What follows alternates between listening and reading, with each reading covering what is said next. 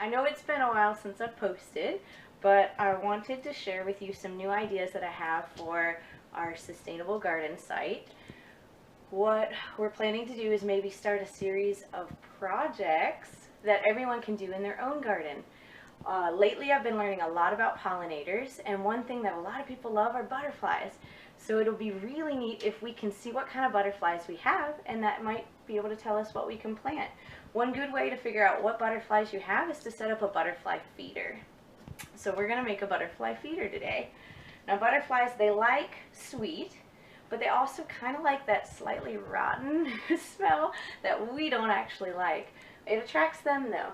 So I've got a couple objects that I'm going to use in my feeder, and it should be things that you have around the house. The first thing is going to be fruit. They like just about any fruit. Bananas is a highly valued fruit for them, as well as some citrus. But today I'm going to use some blueberries and some plums. Another thing you're going to need is going to be some yeast, because you do want to start a little bit of that fermentation process. And then I've got a little bit of raw sugar. Molasses will work too, just another thing to bring in that sweet aspect. Whatever you want to hang it in is your thing. You want to hang it though, because you don't want to be attracting, say, raccoons and possums. So I've chosen a little bowl, and I'm currently stabbing holes in the side so that I can thread in some rope and hang it. So let's get started. First things first, you're going to put your fruit in your dish. Easy peasy. So we got some plum going in there. Take the sticker off, they don't want that. I'm going to put about half this plum. Now you want to make sure that you do this not when it's too cold outside. It's spring here in southern Georgia.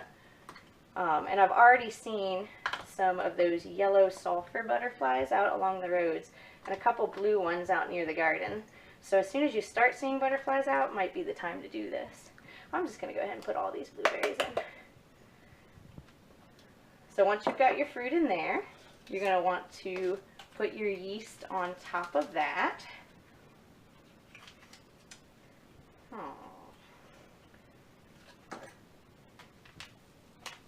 There we go.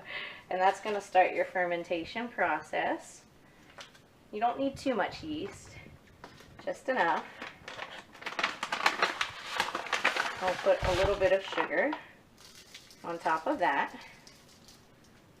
And that is what you will need to start your process. I'm going to just jab another hole into that side and thread this through, and then we'll go out and hang it.